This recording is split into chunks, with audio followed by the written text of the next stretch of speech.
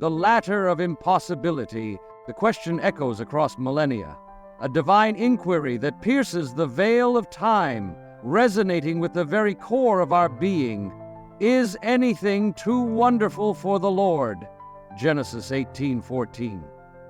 It is not a thunderous pronouncement, a divine decree meant to overwhelm us with fear, but a gentle, almost tender challenge to the boundaries of our understanding, an invitation to expand the horizons of our faith. In the arid, unforgiving landscape of Mamre, beneath the indifferent gaze of the desert sun, an elderly woman named Sarah laughs. But this is no ordinary laughter. It is not the sound of unbridled joy, nor the sharp, cynical sound of dismissal. It is a laughter that encapsulates the very essence of the human condition, a fragile, delicate dance between hope and doubt, between longing and despair, a symphony of conflicting emotions played out on the stage of the human heart. This laughter, this complex, multifaceted sound, is the sound of faith wrestling with the impossible, a struggle as old as humanity itself. It is the sound of a soul grappling with the limitations of its own existence, daring to believe in something beyond the confines of reason and experience. How do we, in our finite human experience, dare to trust when the very fabric of our biology, the very laws of nature, scream impossible? How do we reconcile the yearnings of our hearts with the stark realities of our existence? How do we hold on to hope when the evidence before us points to nothing but despair? How do we endure the agonizing silence of waiting when time itself seems to mock our deepest desires, becoming not a comforting companion, but a cruel adversary, each passing moment a reminder of what we lack? Sarah's story is not merely a tale of a miraculous birth, a biological anomaly, a mere deviation from the norm. It is a profound meditation on the very genesis of trust, the arduous, often painful journey from skepticism to surrender, the slow, deliberate birth of faith in the face of utter impossibility. It is the story of how God takes the seemingly insurmountable obstacles of our lives, the barren landscapes of our souls, and transforms them into the very cornerstones of hope, the foundations upon which we build our lives. Consider the barrenness, not just the physical barrenness of a womb that cannot conceive, but the barrenness of a heart that has lost its capacity to dream, the barrenness of a spirit that has been worn down by years of disappointment. This is the barrenness that Sarah embodies, a barrenness that resonates with the deepest longings of the human heart.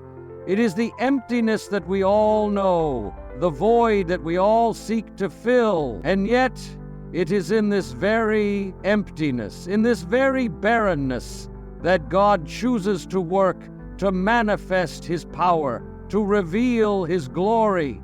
For it is in the absence of human possibility that divine possibility shines brightest. It is in the depths of our despair that the light of hope pierces through the darkness. It is in the silence of our waiting that the voice of God speaks most clearly. Sarah's laughter, therefore, is not a sign of weakness, but a testament to the strength of the human spirit, a spirit that dares to question, to doubt, to wrestle with God Himself. It is a laughter that acknowledges the limitations of our human understanding, while at the same time clinging to the hope that there is something more, something beyond the realm of our comprehension. It is a laughter that invites us to join Sarah on her journey, to walk with her through the desert of doubt, to witness the transformation of skepticism into faith, to experience the birth of hope in the midst of impossibility. It is a laughter that echoes through the ages, reminding us that even in the darkest of times, even when all hope seems lost, there is always the possibility of a miracle, the possibility of a new beginning, the possibility of God's grace, the call and the wait. The narrative commences not with a gentle invitation, but with a radical act of obedience, a profound leap of faith that shatters the comfortable rhythms of established existence. Abram, a man of his time, immersed in the familiar cadence of Ur, a cradle of civilization, a city that pulsed with the rhythms of trade, culture, and established order, is summoned to abandon all that he knows. Ur, a city of towering ziggurats, bustling marketplaces, and well-worn traditions, represented the epitome of human achievement, a testament to the ingenuity and ambition of humankind.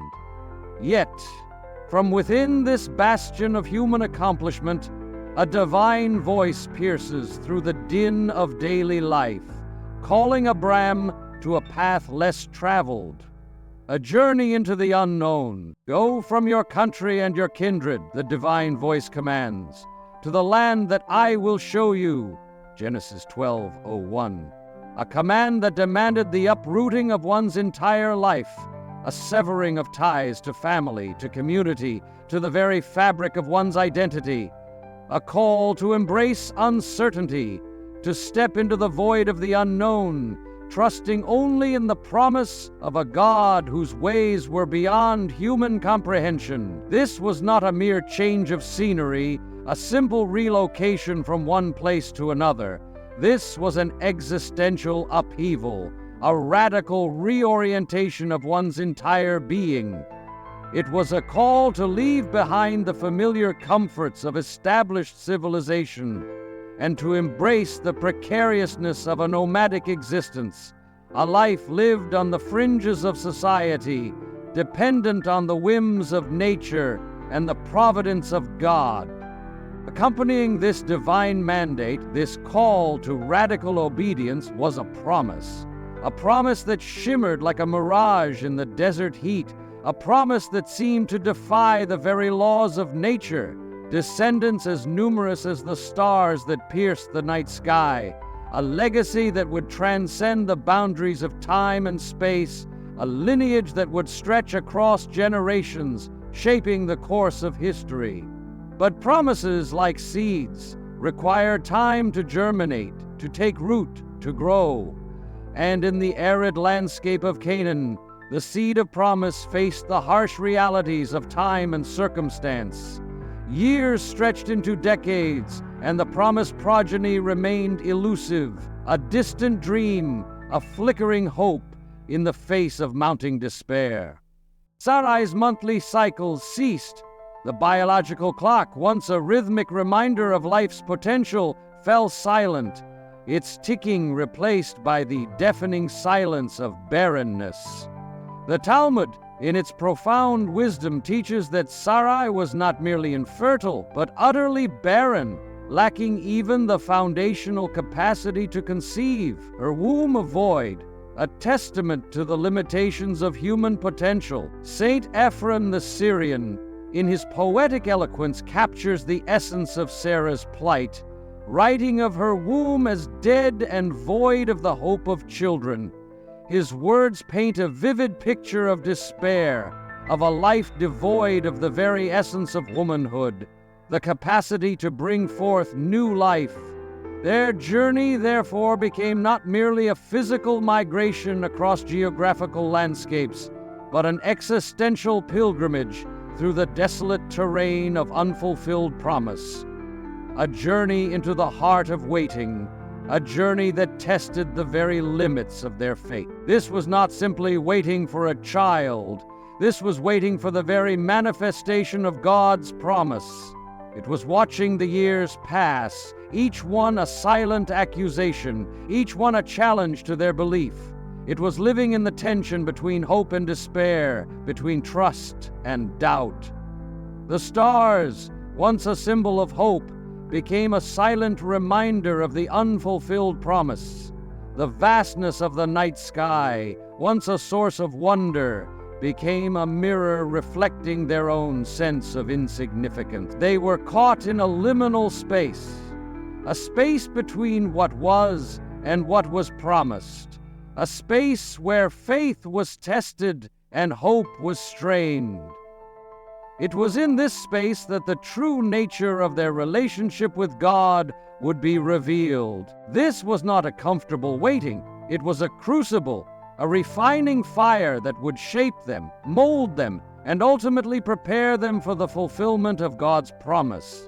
Their journey, therefore, is not merely a historical account, but a timeless allegory, a reflection of the human condition, a testament to the enduring power of faith in the face of seemingly insurmountable obstacles. It is a story that resonates with all who have dared to hope, to dream, to believe in something beyond the limitations of their own existence. The human solution. In the face of divine silence, in the agonizing void of unfulfilled longing, the human heart, ever restless, ever seeking, attempts to seize control, to orchestrate its own destiny. Sarah, burdened by the weight of unfulfilled promise, by the gnawing emptiness of barrenness, seeks to forge a path where divine providence seems to have stalled. The silence of God, that profound, often unsettling stillness, can be a crucible, testing the very foundations of faith. It can lead to doubt, to despair, and in Sarah's case, to a desperate attempt to manipulate the divine narrative. She offers her Egyptian servant Hagar as a surrogate, a culturally sanctioned practice, deeply embedded in the societal norms of the ancient Near East. This was not a radical departure from established custom, but a pragmatic solution, a way to fulfill the societal imperative of procreation. Yet, this seemingly reasonable solution, this attempt to align human action with divine intention, was, in essence, a deviation from the divine plan, a subtle assertion of human will over divine sovereignty. The cultural context is crucial. In that era, a woman's worth was inextricably linked to her ability to bear children. Barrenness was not merely a personal tragedy, it was a societal stigma, a mark of shame. Sarah's actions, therefore, were driven not only by personal longing, but also by the crushing weight of societal expectation. When Hagar conceives, the text reveals the bitter truth. Sarah is despised in her eyes, Genesis 16:04. The profound pain of infertility is compounded by the searing sting of humiliation, the realization that human ingenuity cannot circumvent divine timing, the subtle shift in power dynamics within the household, the growing resentment in Sarah's eyes, the unspoken tension that permeates the atmosphere. These are the hallmarks of a human solution gone awry. The birth of Ishmael, the immediate shift of attention and societal approval towards Hagar, further deepens Sarah's sense of isolation and despair. The very solution she orchestrated has become a source of profound pain.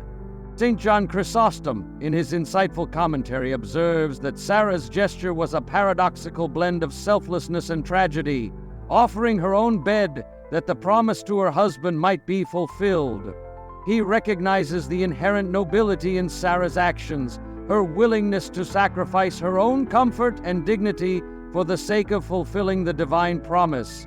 Yet he also acknowledges the tragic flaw, the subtle assertion of human agency over divine will. Yet, Chrysostom continues, the divine promise was not merely to Abraham, but to both of them, a covenant that transcended the limitations of human agency. This is the crux of the matter. The divine promise, the covenant, was not merely a transaction between God and Abraham. It was a sacred bond, a shared destiny, a partnership that required the participation of both Abraham and Sarah. Sarah's attempt to circumvent this partnership, to manipulate the divine narrative, ultimately led to unintended consequences, to a tangled web of pain and regret. This attempt to manipulate the divine narrative serves as a poignant reminder that human solutions, however well-intentioned, often lead to unintended consequences, to a tangled web of pain and regret. We, like Sarah, often seek to control our own destinies, to impose our will on the unfolding of events. We devise strategies, we formulate plans, we seek to engineer outcomes, believing that we can bend reality to our desires. But the divine narrative, the grand tapestry of God's plan, is far more intricate, far more complex than our limited human understanding can grasp. Our attempts to manipulate this narrative, to impose our own designs, often result in unintended consequences, in unforeseen detours, in unexpected suffering. The pain that Sarah experiences, the humiliation, the resentment, the sense of isolation, these are the bitter fruits of her human solution. They are a testament to the limitations of human agency, a reminder that true fulfillment, true peace, can only be found in surrendering to the divine will, in trusting in the unfolding of God's plan. The story of Sarah and Hagar is a story that echoes through the ages, a reflection of the human tendency to try and control the uncontrollable. Modern people create many Hagar solutions. We use money, power, relationships, and even technology to try and force outcomes. We try to provide our own salvation. The deeper truth, however, is that God is the author of life, and that true life is found in Him. Sarah's story is a reminder that we are not the masters of our destinies, but rather participants in a divine drama that unfolds according to God's perfect plan. The best thing we can do is trust in that plan. Sarah's actions, while flawed, reveal the depth of her longing, the intensity of her desire for fulfillment. It is this very longing, this very desire, that God will ultimately transform into a source of blessing. For it is in the midst of our human fallibility, in the depths of our human weakness, that God's grace shines brightest, that His power is made perfect. The story of Sarah and Hagar is a story of human imperfection, but it is also a story of divine redemption. It is a story that reminds us that even when we stray from the path, even when we make mistakes, God's love remains steadfast. His mercy endures forever. Sarah Slaughter, the ambiguity of faith. Then, the pivotal moment, the turning point in the narrative, the moment when the divine intersects with the human in a way that forever alters the course of their lives. Three enigmatic visitors, their presence imbued with a divine mystery, arrive at Abraham's tent, their arrival a sudden, unexpected intrusion into the ordinariness of their daily lives. These are not ordinary travelers, but messengers of the divine, their presence radiating an aura of otherworldliness, a sense of something beyond the realm of human experience. Their arrival is a sign, a signal that something extraordinary is about to unfold. Abraham, ever the hospitable patriarch, welcomes them with open arms, his eagerness to serve them a reflection of his reverence for the divine. He rushes to prepare a meal, his actions a testament to his desire to honor his guests.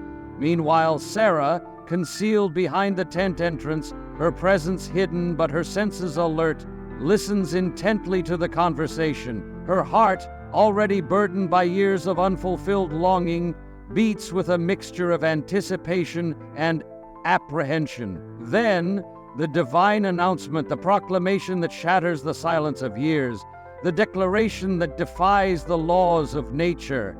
I will surely return to you in due season, and your wife Sarah shall have a son. Sarah's reaction is immediate, involuntary, a spontaneous outburst of laughter. But this is no ordinary laughter. It is a laughter that resonates with disbelief, yet is tinged with a faint glimmer of hope, a sound that encapsulates the complex interplay of human emotions. The Hebrew word vatitzhak captures the essence of this laughter, a sound that expresses the tension between human limitations and divine possibilities. She is 89 years old, decades beyond the realm of childbearing, her body a testament to the passage of time, her womb a barren wasteland. After I have grown old, and my husband is old, shall I have pleasure? Her question is not a cynical challenge, but a heartfelt expression of her human frailty, her inability to comprehend the possibility of a miracle. It is the cry of a woman who has yearned for something beyond the reach of her own power. Her laughter is a symphony of ambiguity, a complex interplay of human frailty and divine possibility, a sound that echoes the fundamental tension of faith.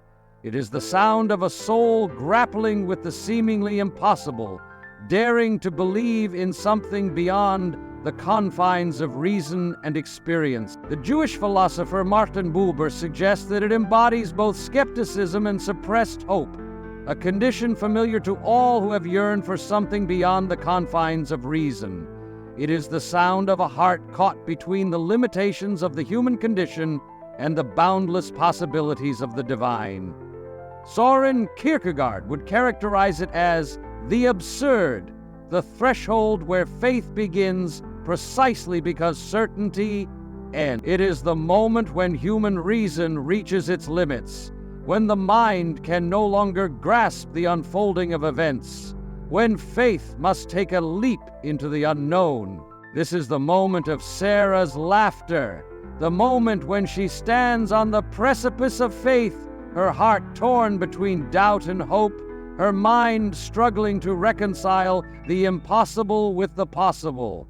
It is a moment that reflects the human condition, the struggle to believe in something beyond the tangible, the visible, the measurable.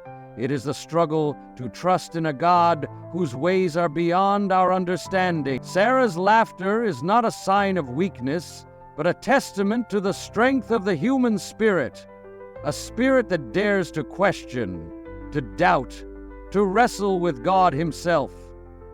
It is a laughter that acknowledges the limitations of our human understanding, while at the same time clinging to the hope that there is something more, something beyond the realm of our comprehension. It is a laughter that invites us to join Sarah on her journey, to walk with her through the desert of doubt, to witness the transformation of skepticism into faith, to experience the birth of hope in the midst of impossibility. This moment at Mamre is a timeless encounter, a reflection of the enduring human struggle to reconcile faith and reason, to embrace the mystery of the divine, to trust in the promise of a God who can do the impossible. Divine response to human doubt. God's response is not one of anger or condemnation, not a thunderous rebuke to Sarah's human frailty. Instead, it is a gentle yet profound challenge to the limitations of our understanding, a divine invitation to expand the horizons of our faith. In the face of Sarah's laughter, her expression of human doubt, the divine visitor poses a question that reverberates through the ages. Is anything too wonderful for the Lord? This is not a rhetorical question, but a profound inquiry into the nature of divine power and human possibility. It is a question that cuts through the layers of skepticism, that pierces the veil of human limitations, that challenges us to reconsider the boundaries of our belief. This divine response reveals the very essence of God's character, not a harsh judge, but a patient teacher, a loving parent who seeks to guide us towards a deeper understanding of His ways. This is divine pedagogy at its finest. God does not reject our doubt, but engages it, gently nudging us towards a more profound faith. He meets us where we are, in the midst of our human struggles, and offers us a path towards transformation. Sarah's initial denial of her laughter, her attempt to conceal her human vulnerability, is met with divine honesty. Yes, you did laugh. This is not an accusation, but a recognition of the truth, a call to authenticity. This interaction illuminates a crucial aspect of the divine-human relationship. God values honesty, even in our moments of doubt.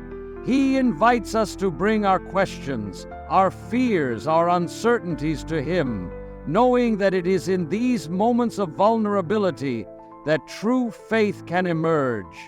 Consider the other biblical figures who wrestled with doubt. Moses, who questioned his ability to lead. Jeremiah, who felt too young to be a prophet. Mary, who asked how she could conceive without knowing a man. In each of these instances, God's response was not one of condemnation, but of reassurance, of empowerment, of gentle guidance. He met them in their moments of doubt and transformed their uncertainty into unwavering faith. St. Augustine, in his profound wisdom, finds deep meaning in Sarah's laughter, observing that it was not the expression of unbelief, but the hesitation of joy. He recognizes the complex interplay of emotions that underlie human doubt, the tension between longing and fear, between hope and skepticism. Even the most devout of people through the ages have had times of doubt. Mother Teresa, whose private writings showed decades of spiritual darkness, understood this. This shows us that doubt is a part of the human experience. This divine response, this gentle challenge to the limitations of our understanding, is a reminder that faith is not the absence of doubt, but the courage to persevere in the midst of it. It is the willingness to trust in a God whose ways are beyond our comprehension, to embrace the mystery of the divine, to surrender to the unfolding of His plan. God does not want mindless robots. He wants people who can choose Him freely, and that freedom includes the ability to doubt. This moment is a timeless lesson.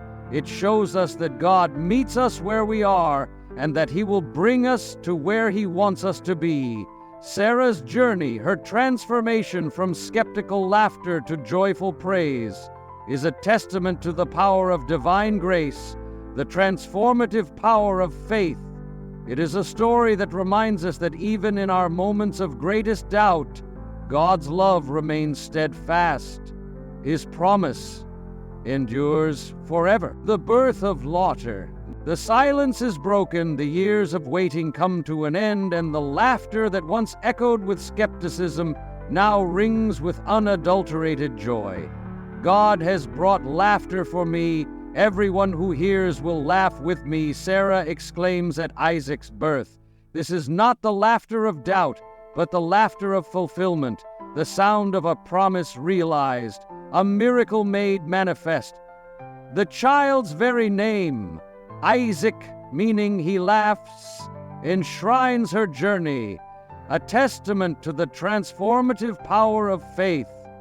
It is a name that echoes through the ages, a reminder that even in the face of seemingly insurmountable obstacles, God's promises hold true. Sarah, the barren woman, the epitome of human limitation, becomes not only a mother but the matriarch of a nation, a symbol of divine grace. Her tent, once a place of waiting and longing, is now filled with the very laughter that once expressed her doubt, a laughter that has been purified, transformed, made holy.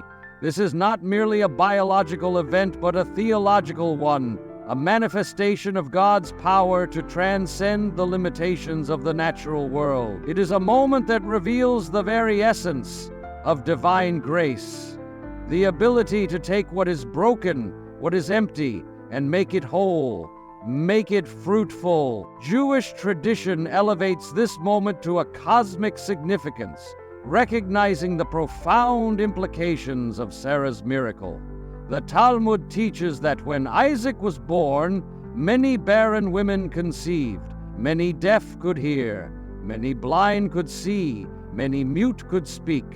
This is not to be taken literally as a mere physical event, but as a symbolic representation of the overflowing nature of God's grace. Sarah's miracle is not confined to her own tent, but spills out into the community, transforming lives, restoring hope, bringing healing to the broken. This is the nature of divine fulfillment. It never remains private. It never confines itself to the individual. It always spills out. It always overflows. It always seeks to bring redemption to the wider community.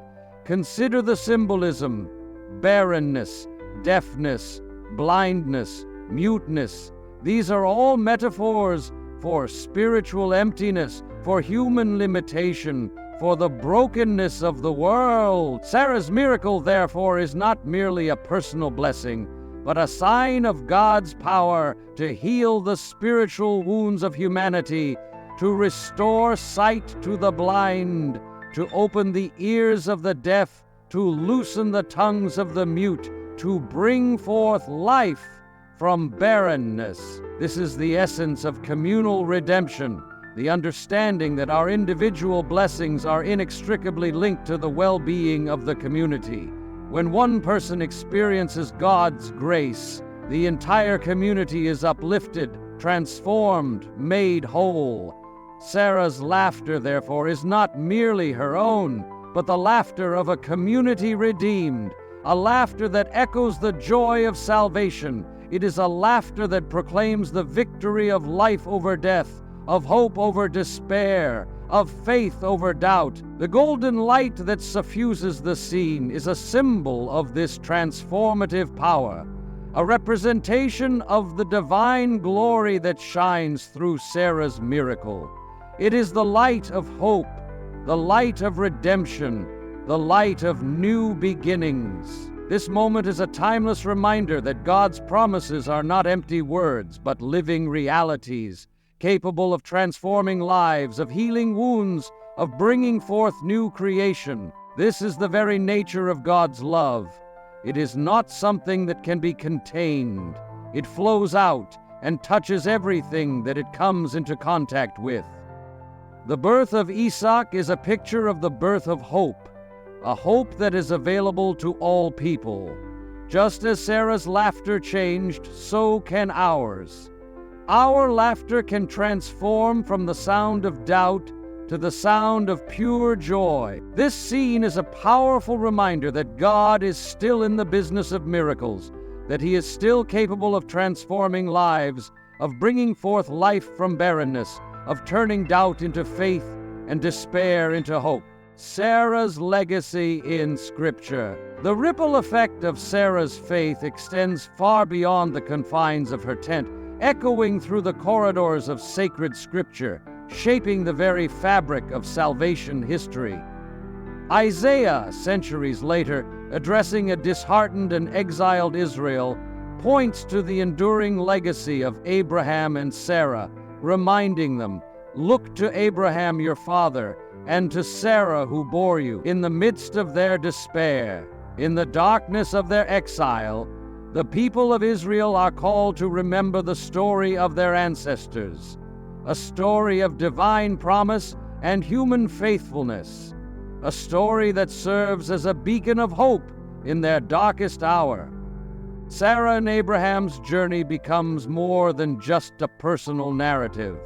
It becomes a template for national hope, a reminder that even in the face of seemingly insurmountable odds, God's promises remain steadfast. His faithfulness endures forever. Their story is a testament to the power of divine grace to transform human limitations into divine possibilities, to bring forth life from barrenness, to turn doubt into faith and despair into hope. In the New Testament, Sarah's journey takes on cosmic significance, her story woven into the grand narrative of salvation, her faith held up as an example for all believers. Paul, in his letter to the Romans, grappling with the complexities of faith and justification, describes Abraham as one who hoped against hope.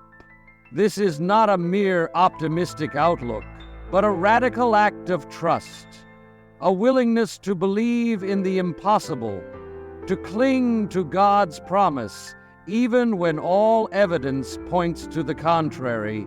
Abraham's faith, and by extension Sarah's faith, becomes a model for Christian believers, a reminder that true faith is not based on human certainty, but on divine faithfulness. The author of Hebrews, in the eloquent and powerful Hall of Faith chapter, places Sarah alongside the great heroes of the Old Testament, recognizing her extraordinary contribution to the story of salvation. By faith, Sarah herself received power to conceive, even when she was past the age, since she considered him faithful who had promised. This passage highlights the essence of Sarah's faith, her unwavering trust in God's promise, her willingness to believe in the impossible, her confidence in God's ability to fulfill His word.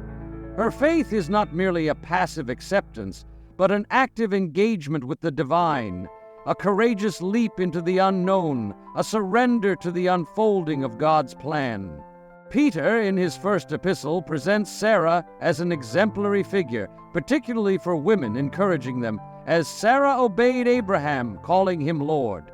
And you are her children if you do good and do not fear anything that is frightening. This passage, while rooted in the cultural context of its time, speaks to a deeper truth about the nature of faith and obedience. While modern sensibilities might question the gendered dimensions of this instruction, it is crucial to understand the deeper point being made. Peter is not advocating for blind submission, but for a faith-filled obedience, a willingness to trust in God's plan, even when it challenges our own understanding. He is highlighting Sarah's courage, her ability to overcome fear, her willingness to step into the unknown, her unwavering trust in God's promises. The deeper point remains. Sarah's trust, her unwavering faith, made her an archetypal figure of faith-filled courage, a model for all believers, regardless of gender or background. Her story is a reminder that true faith is not about the absence of fear, but about the courage to act in spite of fear, to trust in God's promises even when the future seems uncertain. Sarah's legacy extends beyond the pages of Scripture, her story continuing to inspire and challenge believers throughout the ages. She is a symbol of hope for those who face seemingly insurmountable obstacles, a reminder that God is still in the business of miracles. Her story is a testament to the power of faith to transform lives, to bring forth life from barrenness, to turn doubt into hope and despair into joy.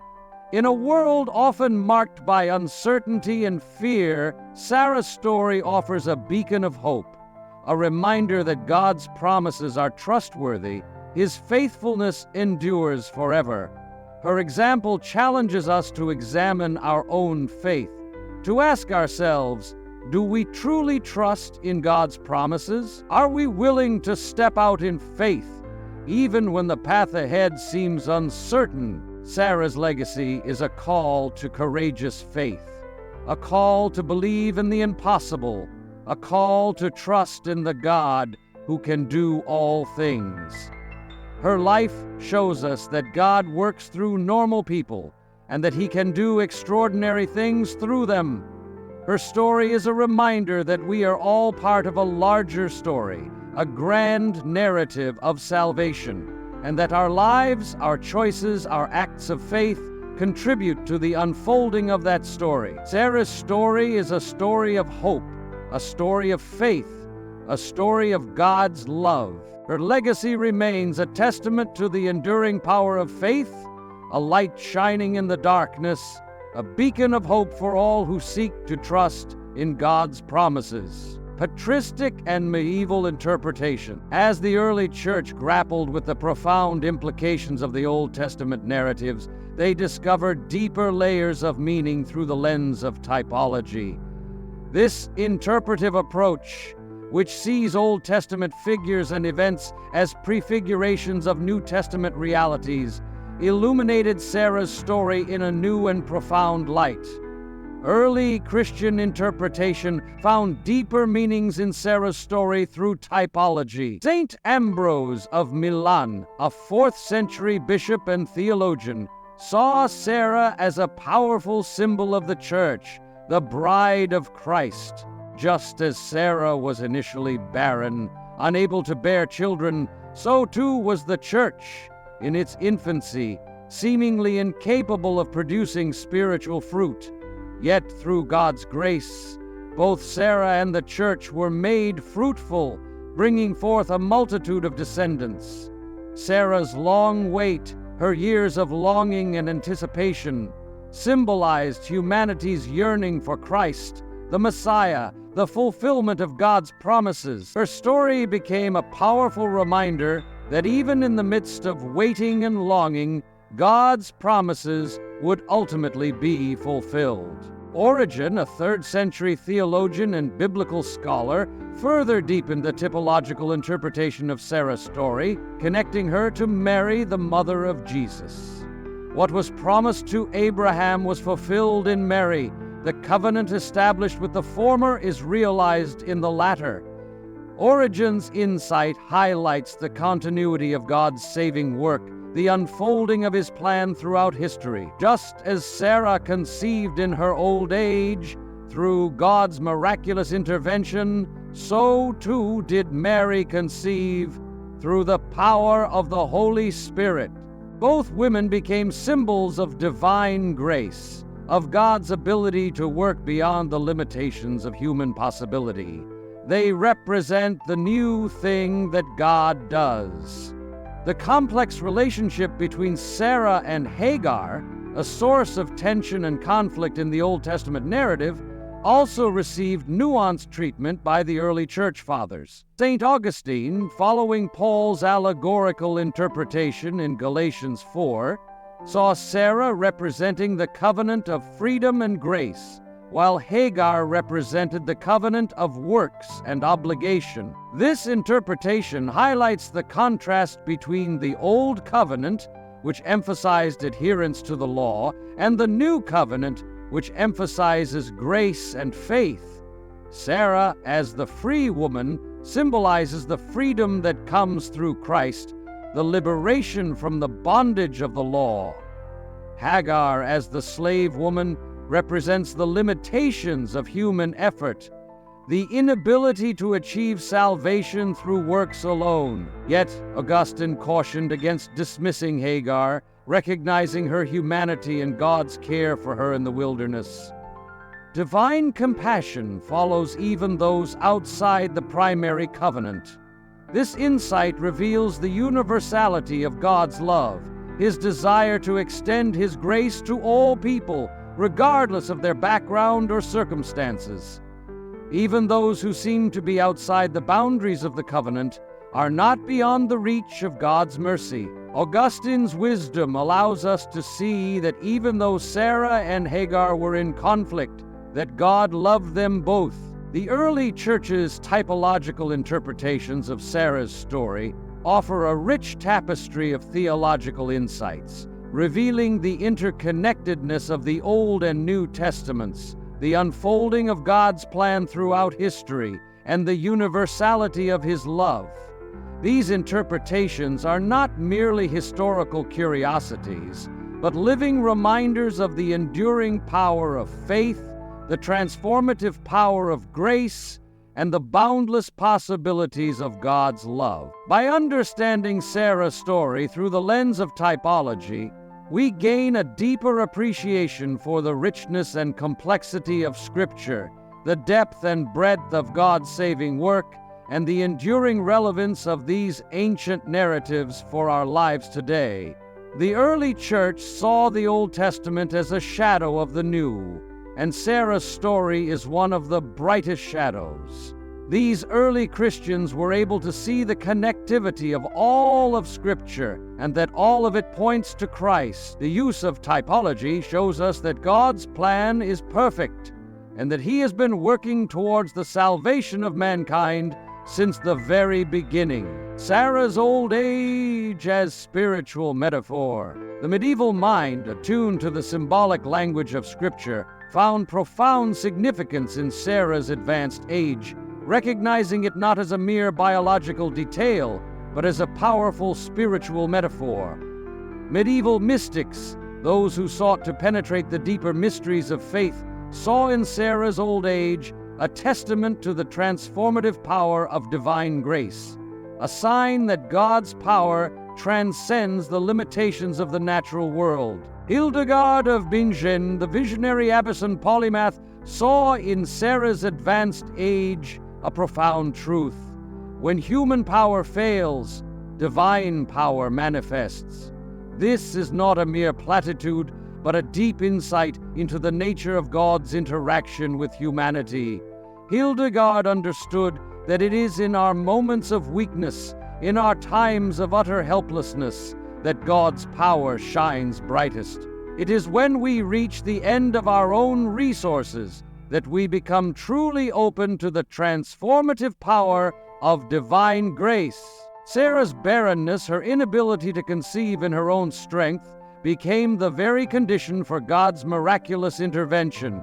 Her weakness became the stage for God's strength, her emptiness the vessel for divine fullness. Richard of St. Victor, another prominent medieval theologian, echoed this sentiment, writing that Sarah's conception demonstrated how grace transcends nature, faith exceeds reason, and love surpasses knowledge.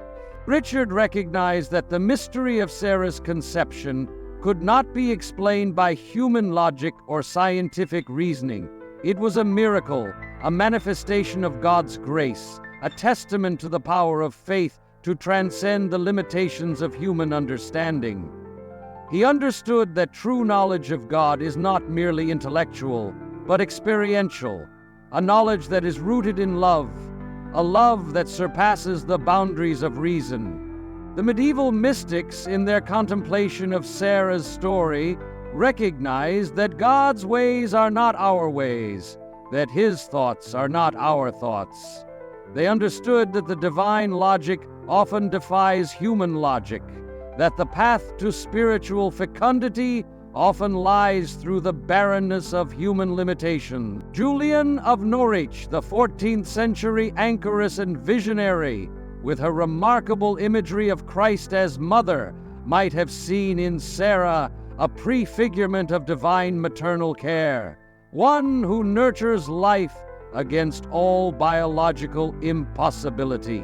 Julian's unique and evocative imagery of God as mother, her understanding of divine love as nurturing and life-giving, provides a powerful lens through which to interpret Sarah's story. As truly as God is our Father, Julian writes, so truly is God our Mother. This profound insight challenges our traditional understanding of God, expanding our perception of the divine to encompass the nurturing and life-giving qualities of motherhood. In Sarah's story, Julian might have seen a reflection of God's maternal care, His willingness to nurture life even in the most barren of circumstances. She might have seen in Sarah's miraculous conception a symbol of God's ability to bring forth new life, to nurture hope in the midst of despair, to bring forth fruitfulness from barrenness. The medieval mystics, in their contemplation of Sarah's story, recognized that the path to spiritual growth often lies through the experience of human limitations, the acceptance of our own weakness, the surrender to divine grace. They understood that it is in our moments of vulnerability, in our times of utter dependence on God, that we become truly open to the transformative power of His love. Sarah's old age, therefore, is not a symbol of decline, but a symbol of spiritual fecundity, a testament to the enduring power of faith, a reminder that God's grace can bring forth new life even in the most barren of circumstances. The medieval interpretation of Sarah's story, therefore, offers a timeless message of hope, a reminder that God's power transcends the limitations of the natural world, that His love can bring forth new life even in the midst of death, that His grace can transform barrenness into fruitfulness, waiting as spiritual discipline. Sarah's decades of waiting Her long and arduous journey through the desert of unfulfilled promise speak with a profound resonance to our impatient age, an age defined by instant gratification and the relentless pursuit of immediate fulfillment. Digital culture, with its promise of instant access and seamless connectivity, has conditioned us to expect immediate results, to demand immediate satisfaction. Yet our deepest longings for healing, purpose, reconciliation, love remain stubbornly resistant to the quick fixes and superficial solutions of the digital age.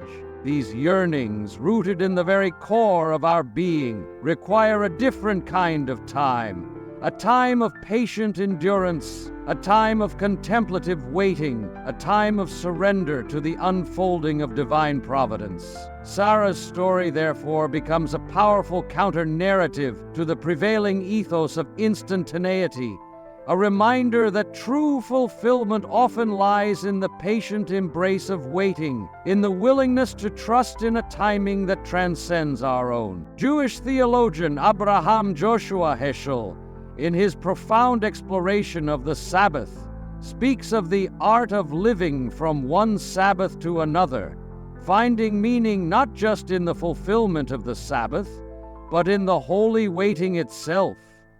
Heschel understood that the Sabbath, the day of rest and contemplation, is not merely a respite from the busyness of life, but a sacred space, a time of communion with the divine, a time of cultivating the art of waiting. Recognize that true meaning is not found in the relentless pursuit of activity, but in the contemplative embrace of stillness, in the willingness to surrender to the rhythms of divine time. Sarah's waiting, therefore, is not merely a passive endurance, but an active engagement with the divine, a cultivation of the art of holy waiting. It is a time of deepening trust, of refining faith, of preparing the heart for the fullness of divine blessing. Catholic theologian Karl Rahner, in his insightful reflections on the human condition, saw waiting as constitutive of human experience, a fundamental aspect of our journey towards ultimate fulfillment. In this life, all symphonies remain unfinished, he observed. Rahner understood that our lives are not neatly packaged narratives with tidy resolutions, but ongoing symphonies, complex and intricate compositions that unfold over time, with moments of harmony and dissonance, moments of anticipation and resolution. He recognized that the experience of waiting, the sense of incompleteness, is not a sign of failure, but an integral part of our human journey, a reminder that our ultimate fulfillment lies beyond the limitations of this present life. Sarah's story, therefore, suggests that divine timing is neither arbitrary punishment nor capricious delay, but the necessary season for hope to mature into trust, for faith to deepen into unwavering confidence. It is a time of pruning and refining, a time of stripping away the superficial layers of our lives, a time of revealing the depths of our longing for God. Our waiting, therefore, is not an empty void, a meaningless interlude, but a time pregnant with possibility, a time of incubation, a time of preparation for the fullness of divine blessing. It is a time of learning to trust in God's timing, to surrender to His unfolding plan, to embrace the mystery of His ways. The split-screen comparison of prayer and social media scrolling highlights the fundamental choice we face in our impatient age: to engage in authentic waiting, to cultivate a deep and abiding connection with the divine, or to succumb to the superficial distractions of the digital world. Authentic waiting is not merely a passive endurance, but an active engagement with the divine, a time of prayer, contemplation, and surrender. It is a time of cultivating the art of listening, of discerning God's voice in the midst of the noise and clamor of our lives. Superficial distraction, on the other hand, is a way of avoiding the discomfort of waiting, a way of filling the void with meaningless activity, a way of numbing ourselves to the deeper longings of our soul. Sarah's story challenges us to choose the path of authentic waiting, to cultivate the spiritual discipline of patient endurance, to trust in God's timing, even when it seems to defy our own expectations. It reminds us that true fulfillment is not found in the instant gratification of the digital age, but in the patient embrace of divine providence, in the willingness to surrender to the unfolding of God's plan. Her story is a reminder that the most beautiful things in life, the most profound experiences, take time, and that the time spent waiting is not wasted time, that the waiting itself is a sacred act. It is a time to grow and to become who God wants us to be. It is a time to learn and to deepen our relationship with God. It is a time to have hope and to trust. It is a time to wait, and it is a time that is pregnant with possibility, barrenness as universal experience. While Sarah's literal barrenness speaks directly to those facing the heart-wrenching reality of infertility, her story resonates with a far wider spectrum of human experience, touching upon the universal reality of emptiness, of unfulfilled longing, of barren seasons in our lives. We all know these barren seasons, these times of creative drought, when inspiration seems to have vanished, when the well of creativity runs dry. We know the vocational confusion, the sense of being adrift, of searching for purpose in a world that often seems indifferent to our deepest aspirations. We know the spiritual aridity, the sense of being disconnected from the divine, when prayer feels like an empty echo, when faith seems to have lost its vitality. And we know the emotional isolation, the loneliness that gnaws at the soul, the sense of being surrounded by people, yet utterly alone. These are the forms of barrenness that permeate our contemporary experience, the voids that we seek to fill, the emptiness that we yearn to transcend. Jewish theologian Aviva Zornberg, in her insightful commentary, suggests that Sarah's emptiness became sacred space. The void in Sarah became the womb of possibility. This is a profound insight, a recognition that emptiness is not merely a negative condition, but a potential space for divine intervention, a place where God's grace can work its transformative power. Zornberg invites us to see barrenness not as a curse, but as a crucible, a place of testing and refining, a place where our deepest longings can be brought into the light of divine love. It is in these empty spaces, these times of barrenness, that we are often forced to confront the deepest questions of our existence, to grapple with the meaning of our lives, to seek a connection with something greater than ourselves. It is in these moments of vulnerability, of utter dependence, that we become truly open to the possibility of divine intervention, to the transformative power of God's grace, the scenes of unexpected fruitfulness, desert blooms after rain, art emerging from suffering, reconciliations after estrangement, are testaments to this transformative power, reminders that even in the midst of barrenness, God's grace can bring forth new life, new hope, new possibility. Contemporary theologian Jürgen Moltmann finds in such stories the foundation for a theology of hope, not optimism based on favorable odds, but trust anchored in divine promise. Moltmann's theology of hope is not a naive optimism, a blind belief in the inevitability of positive outcomes. It is a radical trust in the power of God to bring forth new creation, to transform suffering into joy, to bring life from death. Faith, he writes, is staking one's life on a possibility that can only come from God. This is the essence of Sarah's faith, her willingness to believe in the impossible, to trust in God's promise even when all evidence pointed to the contrary. Sarah's laugh, once a sound of skeptical disbelief, becomes our own when we encounter divine possibilities that transcend our limited imagination. When we witness the transformative power of God's grace in our own lives, it is a laugh of joy, of wonder, of gratitude, a sound that echoes the joy of salvation, the triumph of hope over despair, the victory of life over death.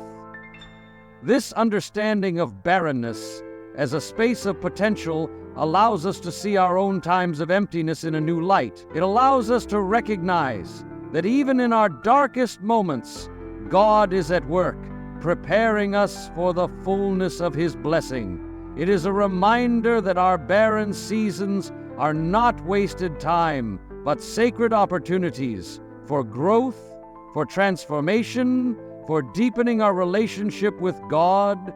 It allows us to have hope even when all hope seems lost. It allows us to trust even when we do not understand. It allows us to believe even when we cannot see. It allows us to laugh even in the midst of our tears, because we know that God is faithful and that He will bring forth life even from the most barren of places. The ladder of faith. Sarah's journey from the hesitant, skeptical laughter of disbelief to the resounding, joyful praise of fulfillment traces the very arc of authentic faith.